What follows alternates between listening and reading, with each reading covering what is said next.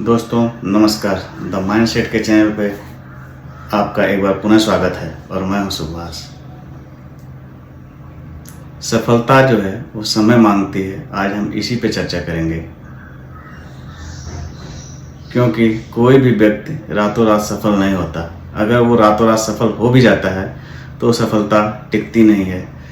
जिस तरह से हम खेत में बीज डालते हैं और बीज को सींचते हैं, तब वो अंकुरित होता है। अंकुरित होने के बाद फिर उसमें प्रोसेस होते हैं, वो छोटा होता है, फिर बड़ा होता है, फिर फसल पकती है, फिर कटती है, फिर वो हमारे थाली तक जाती है।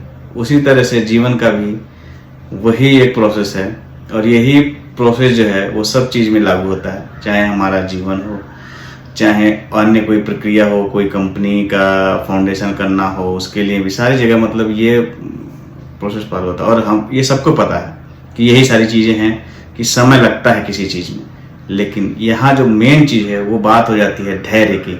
हम उस चीज़ को करने के लिए या सफल होने के लिए कितना धैर्य बनाए रखते हैं और कितना समय हम देते हैं, ताकि मेन जो हमारा लक्ष्य है वो हमें प्राप्त हो सके। मैं आज बात करता हूँ आप लोगों से इसी टॉपिक पे कि हम लोग 3 दोस्तों की कहानी थी।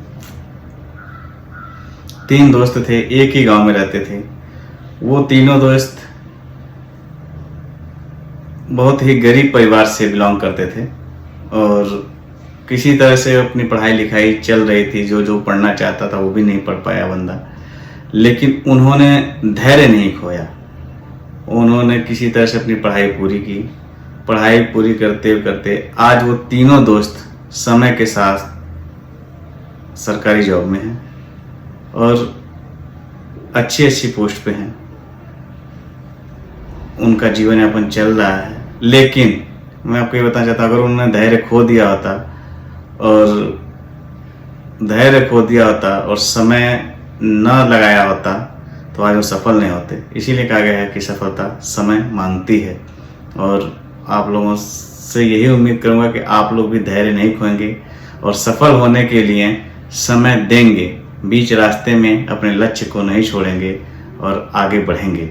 और मेरी बातों में कुछ वो नज़र आता हो आप लोगों को तो कमेंट जरूर करिएगा, मैं आपका उचित जवाब दूंगा।